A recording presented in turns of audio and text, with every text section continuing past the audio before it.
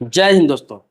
आज मैं नए लोगों के लिए बताने जा रहा हूं कि जो लोग पढ़ाई लिखाई करके अच्छा प्रोफेशनल कोर्स करके बेरोजगार रह जाते हैं, कोई जॉब नहीं मिल पाता है, कोई काम नहीं मिल पाता है, पैसे की वजह से कोई बिजनेस नहीं कर पाते हैं, पैसे की वजह से कोई स्टार्टअप नहीं कर पाते हैं।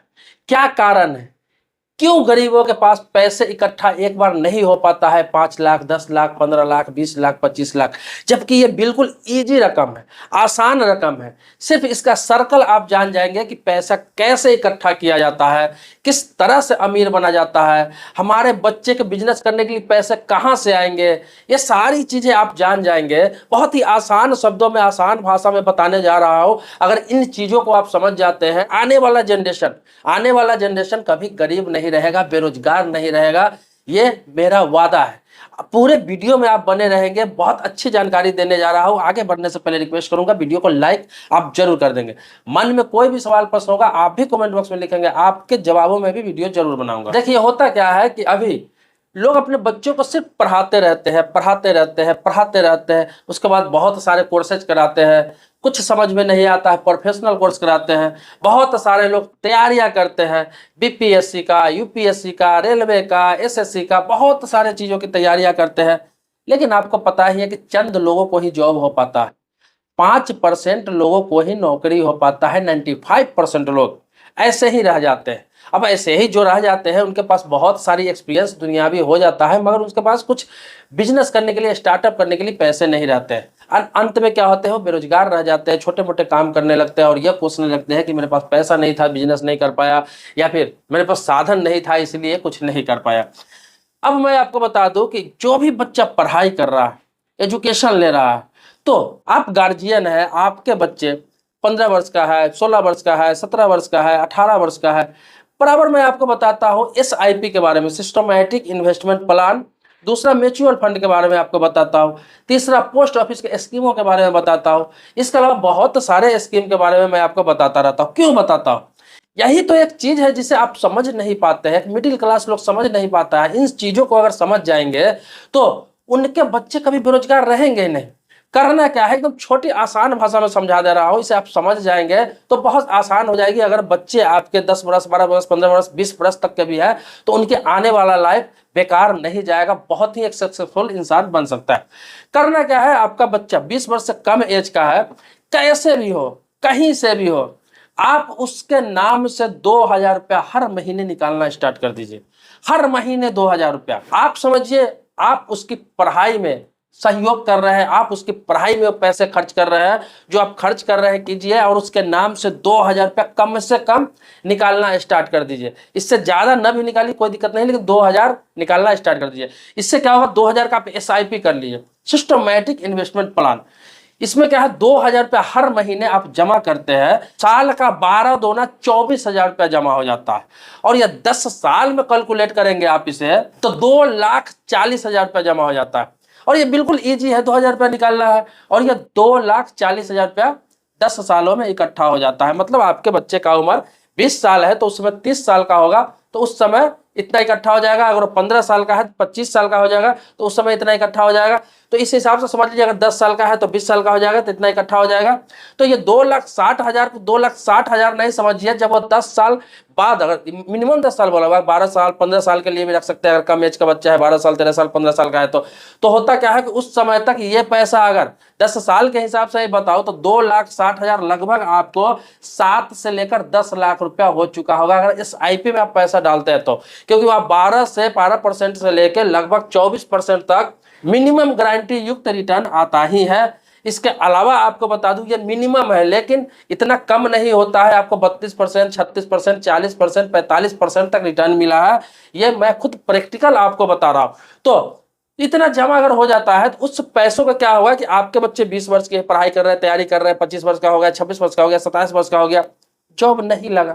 लग गया तो बहुत अच्छी बात है, ये पैसे आपके काम आ जाएंगे। लेकिन जॉब नहीं लगा, खूब स्ट्रगल कर रहा है, कुछ नहीं हुआ उसका, प्रयास किया, एक्सपीरियंस तो उसको आया ना, दुनिया को तो समझ गया ना वो तैयारी करने में।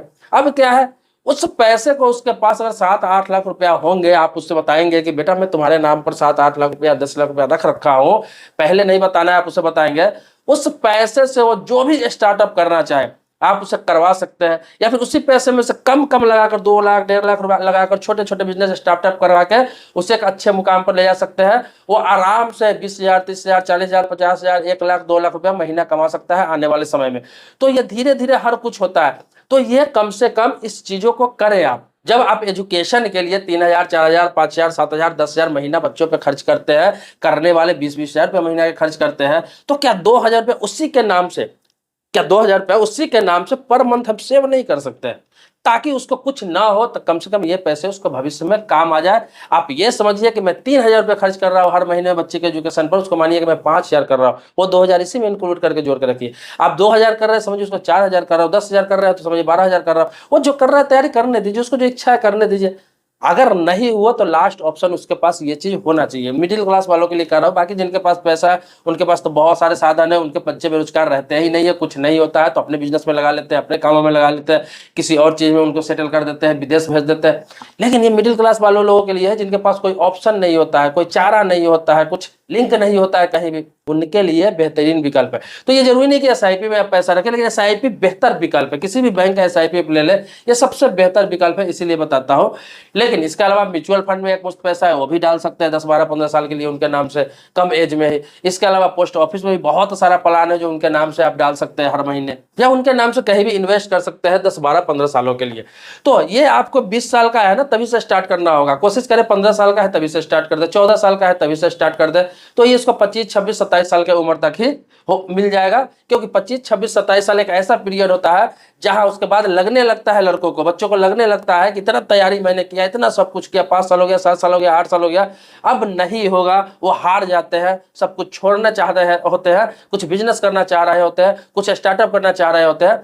उस समय वो सहयोग मिलेगा, वो अपने आप पर बेरोजगारी का धब्बा नहीं लगने देगा, वो बेरोजगार नहीं कहलाएगा, कुछ न कुछ स्टार्टअप करके काम धंधा स्टार्ट कर लेगा। क्योंकि हमारे देश में जो है ना, चाहे स्कूल हो, कॉलेज हो, यूनिवर्सिटी हो, पढ़ाई लिखाई होता है तो लोग इस मकसद से पढ़ाई करते हैं, और उनके अभिभावक, उनके गार्जियन भी इसी मकसद से पढ़ाई करवाते हैं कि हमारे बेटा को जॉब लेना है, नौकरी लेना है, कहीं काम करना है, कोई प्रोफेशनल कोर्स करके कहीं पर सेटल होना है। सिर्फ यही नौकरी ही उनकी मानसिकता होती है, चाहे वो प्राइवेट सेक्टर का हो, गवर्नमेंट सेक्टर का हो, किसी भी सेक्टर का हो, चाहे विदेश में जाकर करना हो, उनका मानसिकता सिर्फ नौकरी नौकरी नौकरी। कभी भी उनको इन्वेस्टमेंट की पढ़ाई नहीं सिखाई जाती है, कभी बिजनेस का पढ़ाई नहीं सिखाया जाता है, कभी व्यापार नहीं सिखाया जाता है, कभी बचत नहीं सिखाया जाता है, कभी इन्वेस्टमेंट नहीं सिखाया जाता है। यही कारण होता है कि बच्चे 20 वर्ष 25 वर्ष 30 वर्ष तक संघर्ष करते करते एक दिन हार जाते हैं और उन पर बेरोजगारी का धब्बा लग जाता है। लगभग आपको बता दूं कि जितने लोग पढ़ाई करते हैं 5% लोगों के नौकरी हो जाता है सरकारी, बाकी 20-30% लोग प्राइवेट सेक्टर में चले जाते हैं। लेकिन लगभग 50% लोग ऐसे होते हैं जिनको कुछ नहीं हो पाता है और उन पर बेरोजगारी का धब्बा लग जाता है, समाज उनको ताने मारता है। तो ऐसा नौबत नहीं है। तो ये गार्जियन का भी फर्ज है, सिर्फ बच्चों का फर्ज नहीं, ये गार्जियन का भी फर्ज है। बच्चे तो संघर्ष कर ही रहे हैं, सब कुछ कर ही रहे हैं, कि जरूरी नहीं कि हर कोई सफल हो जाता है, सफलता मिल जाती है। तो आपका भी फर्ज है कि जब उस पर इतना खर्च कर रहे हैं तो उनके लिए स्टार्टिंग से ही थोड़ा थोड़ा इन्वेस्टमेंट करते रहे, ताकि वही पैसा को अगर 2-3 पार्ट में उनको देंगे। अगर जैसे कि मैंने आपको बताया 7 लाख 8 लाख 10 लाख आपका इन्वेस्टमेंट हो चुका होता है उस समय तक, उसको क्या करना है कि बच्चे कुछ नहीं होता है, एक छोटा स्टार्टअप कर सकता है 2-2.5 लाख रुपए का। अगर वो फेल भी हो जाता है पहला ट्रायल में, फिर दोबारा 2-2.5 लाख रुपया दिया जा सकता है, फिर तिबारा 2-2.5 लाख रुपया दिया जा सकता है। तो ऐसे करके 2-3 ट्रायल में उस पैसों को देंगे तो सफल बिजनेस में भी कहीं ना कहीं वो सफल हो जाएगा, उनको उसमें भी एक्सपीरियंस हो जाएगा। ऐसे भी 27 28 30 वर्ष जब उसका उम्र हो जाएगा, चारों तरफ से धक्का खा लेंगे, वो बेरोजगार रहेगा, कहीं रोजगार नहीं मिलेगा, तो ऐसे भी इतना मेच्योर हो जाता है कि कोई भी काम बहुत फूक फूक के करता है, कदम फूक फूक के रखता है और वो इतने पैसों में सक्सेस होकर आपको दिखा देगा। अब 100% की गारंटी नहीं होती किसी काम में, लेकिन इसमें 80 से 90% लोग अगर बिजनेस करें, जो लोग तैयारी कर रहे हैं और वहां से फेलियर होकर आया है, वो एक अच्छा बिजनेसमैन कहलाते हैं। आप देखेंगे जितने भी सक्सेस बिजनेसमैन है, स्टार्टअप करने वाले हैं, वो सारे लोग कहीं से न कहीं से फेल होकर आए हैं, फेलियर होकर आए हैं और अपना जिद की वजह से ये काम स्टार्ट किया और बड़े बड़े मुकाम पे है आज। तो दोस्तों समय समय पर इस तरह की बहुत सारी बातें आपको बताता रहता हूँ इन्वेस्टमेंट के बारे में, और भी बहुत सारे इन्वेस्टमेंट का और रोजगार से संबंधित मेरे पास बहुत सारे आइडियाज है, टॉपिक है। तो जो लोग सवाल करते हैं बहुत सारे, जिस तरह का सवाल करते हैं उस तरह का मैं वीडियो बनाता हूँ। तो आपके मन में कोई सवाल है, प्रश्न है, कुछ पूछना है, कुछ जानना है, तो आप कमेंट बॉक्स में लिखिए। मैं ज्यादातर वीडियो आप लोगों के टॉपिक पे ही बनाता हूँ, तो आपके टॉपिक पे ही वीडियो जरूर बनाऊंगा। सब्सक्राइबर नहीं है अभी तक, चैनल को सब्सक्राइब कीजिए, पुराने सब्सक्राइबर है तो इसके लिए कोटि कोटि धन्यवाद देता हूँ। आभारी हूँ आपका। मिलते हैं नेक्स्ट वीडियो में एक नए मुद्दे के साथ, तब तक के लिए शुक्रिया, धन्यवाद, जय हिंद।